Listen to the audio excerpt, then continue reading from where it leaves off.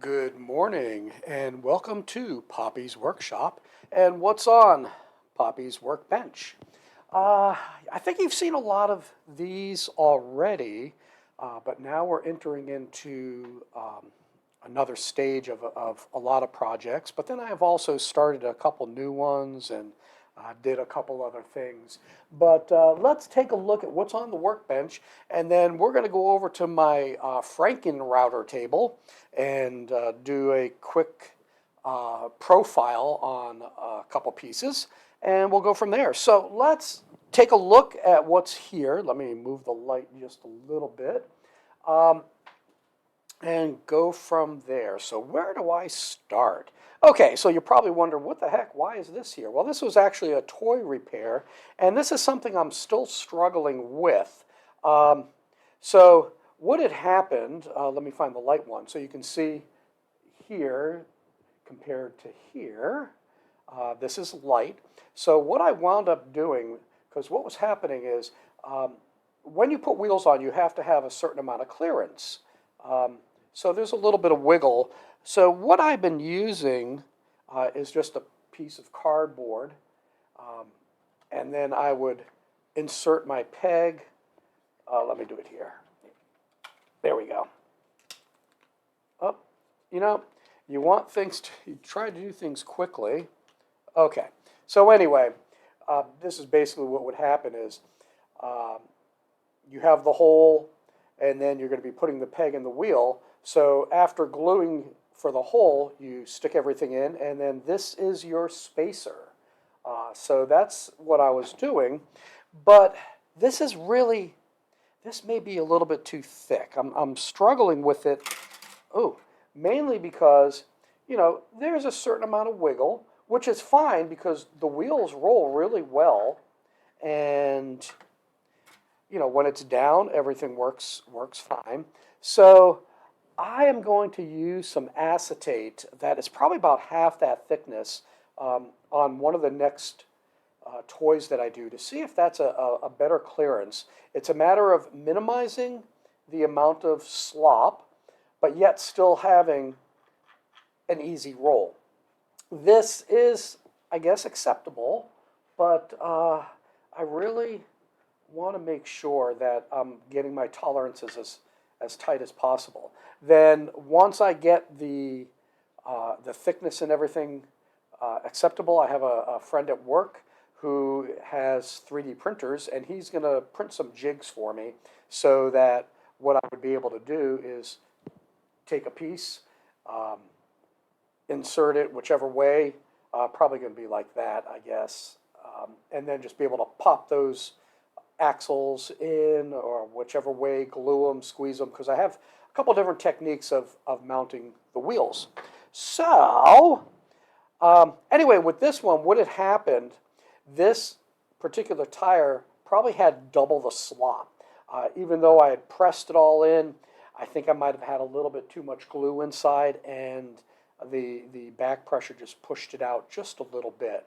So yesterday I cut it, I re-drilled the hole, basically tapping the old axle out, drilling it out, and then just putting a new one in. Now I just have to put a little bit of linseed oil on that to get the same color, and this is working fine. So there you go. I think you saw these. These I will have to hand profile because they're small, so that may change what I'm doing in terms of size and everything. I tried to scale these down a little bit to get more on a piece of wood, but we'll see. These are walnut, so these are two of the little guys that I think you saw me cut out last week. And then these you saw, these are already profiled and sanded. One of the issues that I have with my Frankenrouter is that it's one speed and it is fast. So what happens, I'm not sure if let me see if there's a little bit, yeah, I don't know if you can see it. Probably not. Let's get that, there we go. You might be able to see a little bit of the scorching. So, oh, I forgot that my camera's over there. Um, so there is a little bit of scorching in there, so you can see some right here. And what I need to do after doing some basic sanding, I have a soft sander here, and either use this to remove the scorching, and I've been given a couple ideas of how to prevent it in the future, one of which is wax, but I don't have that just this yet, is waxing the edges and then going through. I also have my, I guess you can call this a pencil sander, and I can use that as well to remove the scorching. So once I've removed all the scorching, I'll take it back up on the mop sander, finish them up so that these will be ready for the the glue up, I guess. Let's see. You saw me cut these out. Well, actually, you probably didn't see this one. But here are 3 different designs that I'm doing, 2 of which, well, that keeps popping out. So here is one right here, a little bit smaller spoon. And I will be hand carving the over-unders.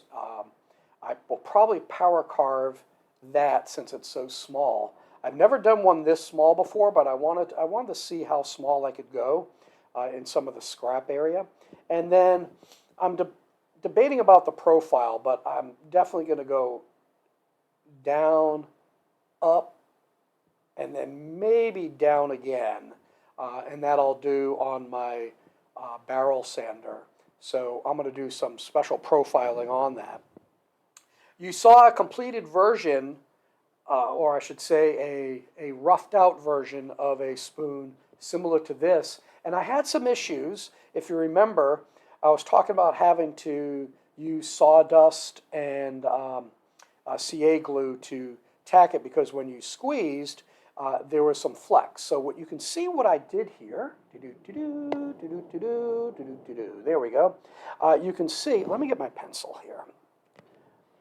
You can see right here, there we go, that I did not cut all the way through. So I left just a little piece there. And I don't think that makes the design look any worse.